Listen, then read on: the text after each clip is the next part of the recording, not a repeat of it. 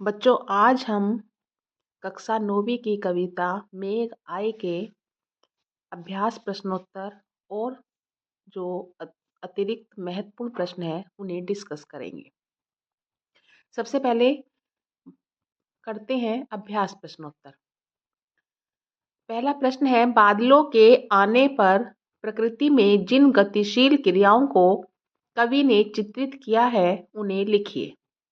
इस प्रश्न का उत्तर है, पहली गतिशील क्रिया है ठंडी ठंडी हवा का चलना, हवा के वेग से पेड़ों की डालों का झुकना, धूल बड़ी आंधी चलना, हवा के वेग से पीपल के पेड़ का भी झुक जाना, हवा के वेग के कारण नदी का तिरछी होकर बहना, लताओं का पेड़ की शाखाओं के पीछे छिपना। 7 है क्षितिज पर बिजली का चमकना। 8 तालाब में लहरें उठना और 9 एंड लास्ट मूसलाधार वर्षा होना। अगला प्रश्न है, निम्नलिखित किसके प्रतीक हैं? नीचे कुछ नाम दिए हुए हैं, वो किसके प्रतीक बताए गए हैं कविता में। सबसे पहला है धूल, पेड़, नदी, लता,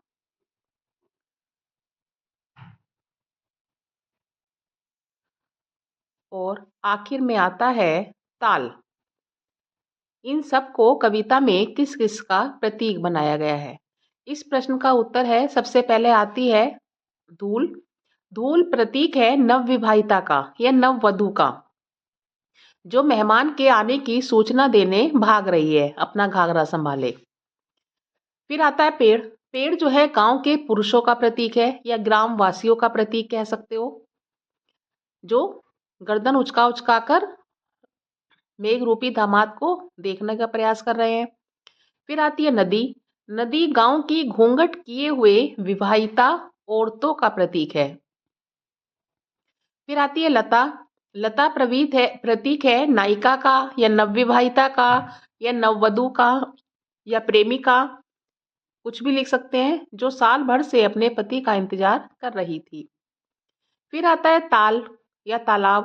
वो घर का कोई भी सदस्य हो सकता है, पारिवारिक सदस्य, जो परात में पानी भरकर मेहमान के पैर धुलवाने के लिए लाया है। फिर आते हैं प्रश्न नंबर 3 पर। लता ने बादल रूपी मेहमान को किस तरह देखा और क्यों? इस प्रश्न का उत्तर है, लता ने बादल रूपी मेहमान को व्याकुल नवविवाहिता की भांति देखा। उसके इस तरह देखने का कारण था कि बादल रूपी मेहमान पूरे 1 साल बाद आए हैं। वह गर्मी यानी कि विरह वेदना से व्याकुल थी, साथ ही मानिनी भी थी, यानी कि उसे मान भी था कि वो आकर उसे मनाए, इसलिए उससे अपनी नाराजगी प्रकट कर रही थी। अगला प्रश्न है, भाव स्पष्ट कीजिए। पहली पंक्ति है, क्षमा करो गांठ खुल गई अब भरम की, और दूसरी पंक्ति है, बाकी चितवन उठा नदी ठिठकी घूंघट सरके। पहली पंक्ति का भाव है, लता रूपी नायिका मेघ रूपी मेहमान से क्षमा मांगते हुए कहने लगी, मुझे माफ करना, क्योंकि 1 साल तक तुम्हारे न आने का मेरे मन में भ्रम बन गया था।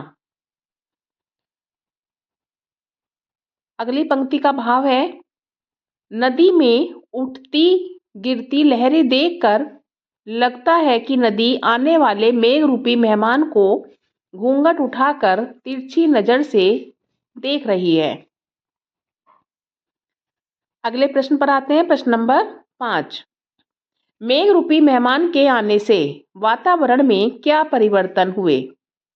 इस प्रश्न का उत्तर है, मेघ रूपी मेहमान के आने से वातावरण में निम्नलिखित परिवर्तन हुए।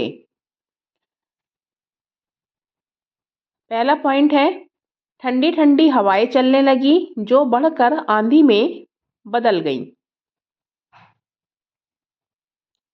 सेकंड है, गली में धूल उड़ने लगी।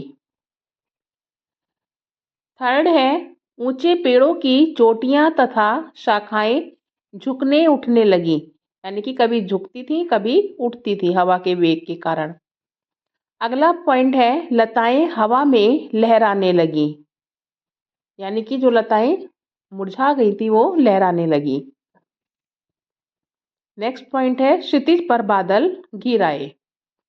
फिर है बिजली चमकने लगी, यानी कड़कड़ाने लगी। और जोरदार वर्षा शुरू हो गई, यानी कि मूसलाधार बारिश शुरू हो गई। अगला प्रश्न है मेघों के लिए बन ठन के सवर के आने की बात क्यों कही गई है। इस प्रश्न का उत्तर है कि बादल काले काले और घुंघराले होते हैं और इनकी सुंदरता देखते ही बनती है। यानी कि जब बादल आकाश में छाते हैं तो उनकी सुंदरता बहुत अच्छी लगती है।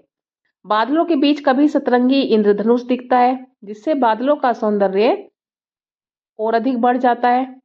बादलों के आगमन की सूचना देती या आगवानी करती हुई हवा आती है, इसलिए ऐसा लगता है कि बादल गांव में सजे धजे मेहमान के रूप में आए हों।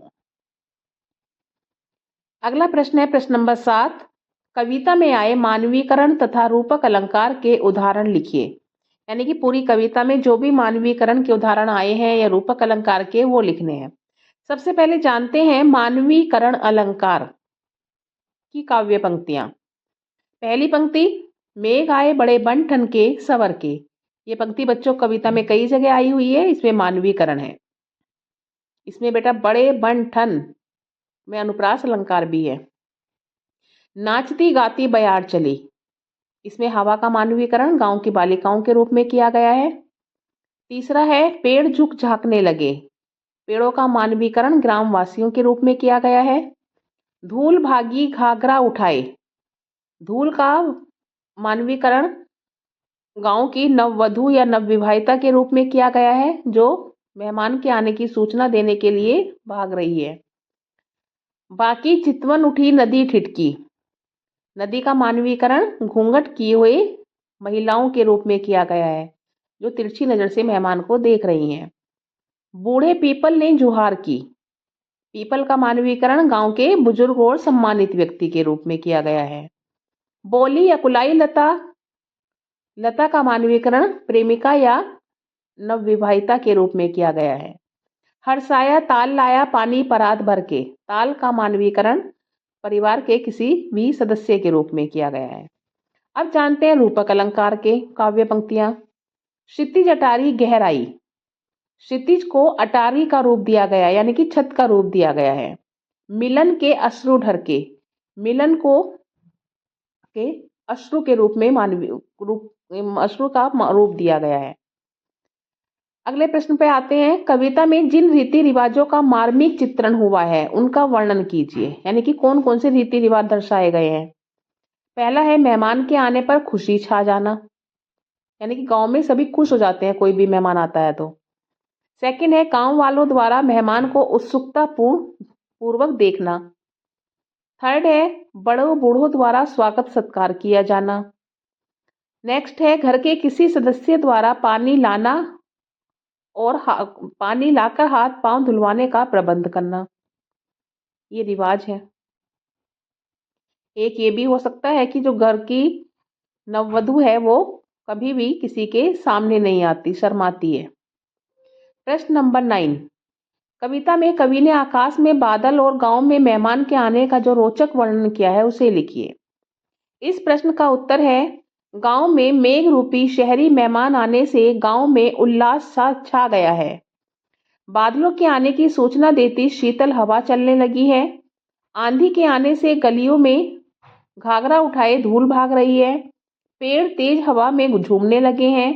बूढ़े पेड़ की डालियां झुक गई हैं, जैसे मेघ रूपी मेहमान का स्वागत कर रही हूं। लताएं पेड़ों की ओट में छिपने लगी, मानो लता रूपी नवविवाहिता दरवाजे की ओर छिपकर मेहमान को देख रही हो। घर का कोई सदस्य थाल में पानी भर लाया, बिजली चमकने लगी और पूरा गांव खुशी में डूब गया।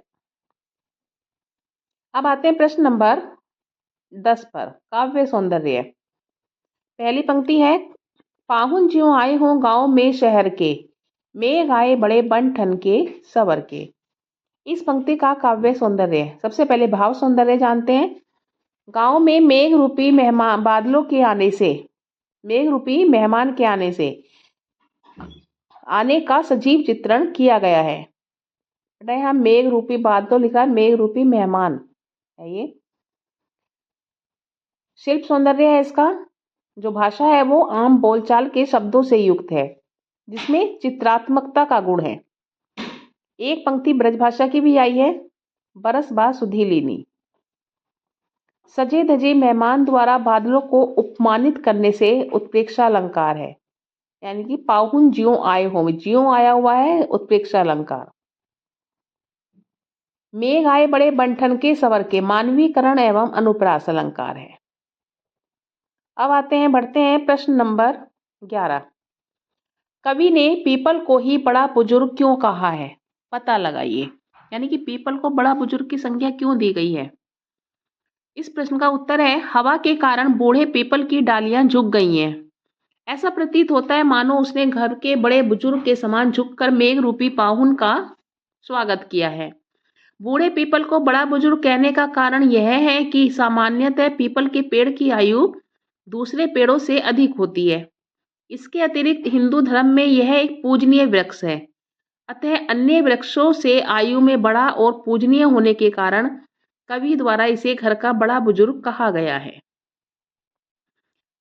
हमारे भारतीय संस्कृति में कोई भी शुभ काम होता है, वहां उसमें पीपल की पूजा अवश्य की जाती है, तो इसलिए उसे पूजनीय वृक्ष माना गया है। आगे प्रश्न बढ़ते हैं। प्रश्न नंबर 12। मेघ के आने की तुलना पाहुन से क्यों की गई है? इस प्रश्न का उत्तर है, गर्मी के महीने में लोग गर्मी के प्रभाव से व्याकुल हो उठते हैं। वे गर्मी से छुटकारा पाने के लिए वर्षा का इंतजार करते हैं। किसान भी फसल की बुआई के लिए वर्षा लाने वाले बादलों का इंतजार करते हैं। उसी प्रकार पाहुन यानी कि दामाद का इंतजार भी उसकी ससुराल में किया जाता है। दोनों की ही बेचैनी से प्रतीक्षा की जाती है, इसलिए मेघ की तुलना पाहुन से की गई है। आगे प्रश्न नंबर 13। पाहुन जो आए हों गांव में शहर के, इस पंक्ति का आशय स्पष्ट कीजिए। उत्तर है इसका, गांव में मेघ रूपी पाहुन का बेचैनी से इंतजार किया जाता है। यहाँ की और शहर के रहन सहन और संस्कृति में काफी अंतर है। शहर में लोग भले ही अन्य लोगों से कम आत्मीयता से मिलते हों, पर गांव के लोग सज धज कर आए शहरी पाहुन अर्थात मेघ का जोर शोर से स्वागत करते हैं। प्रश्न नंबर 14। मिलन के अश्रु ढरके के माध्यम से कवि ने क्या कहना चाहा है? इस प्रश्न का उत्तर है, गर्मी की मार से मनुष्य, पशु पक्षी सभी वर्षा होने का बेचैनी से इंतजार कर रहे थे, पर वर्षा में विलंब होता देख सभी के मन में भ्रम की स्थिति बन गई कि इस साल वर्षा होगी भी या नहीं। इस इंतजार के बाद जब बादल आए हों तो विरह व्याकुलता ने बादल को उल्हाने दिए। शिकवे शिकायतें की, गिले शिकवे दूर हुए। दोनों के मिलन से उनकी आंखों से खुशी के आंसू बह निकले। वे अपनी खुशी न छिपा सके, अर्थात वर्षा होने लगी और खुशी का संचार हो उठा। अब बढ़ते हैं अगला प्रश्न। प्रश्न नंबर 15। कवि ने लता का मानवीकरण किस रूप में किया है और वह दरवाजे की ओट में क्यों खड़ी हो जाती है, कि सामने क्यों नहीं आती? इस प्रश्न का उत्तर है, कवि ने लता का मानवीकरण नव विवाहिता के रूप में किया है, जो साल भर से अपने प्रिय के आने का इंतजार कर रही है। मेघ रूपी मेहमान के आने पर लता दरवाजे की ओट में इसलिए खड़ी हो जाती है क्योंकि वह बड़े बूढ़ों के होते हुए मेघ यानी कि अपने पति के सामने जाने में शर्म महसूस करती है। इतने समय से न मिल पाने के कारण उसमें व्याकुलता है। उसे मेघ से नाराजगी भी है क्योंकि वह साल भर इंतजार करवाने के बाद आया है। वह मिलने के लिए आतुर भी है, इसलिए वह दरवाजे की ओट में खड़ी होती है, जिससे वह अपने पति को देख सके। तो ये थे आखिर में कुछ इंपॉर्टेंट प्रश्न, जिन्हें पढ़कर आप अन्य इनसे मिलते-जुलते अगर कोई प्रश्न आता है परीक्षा में तो आप उनके उत्तर दे सकते हैं। आपको मेरी वीडियो कैसी लगी अवश्य लिखिए।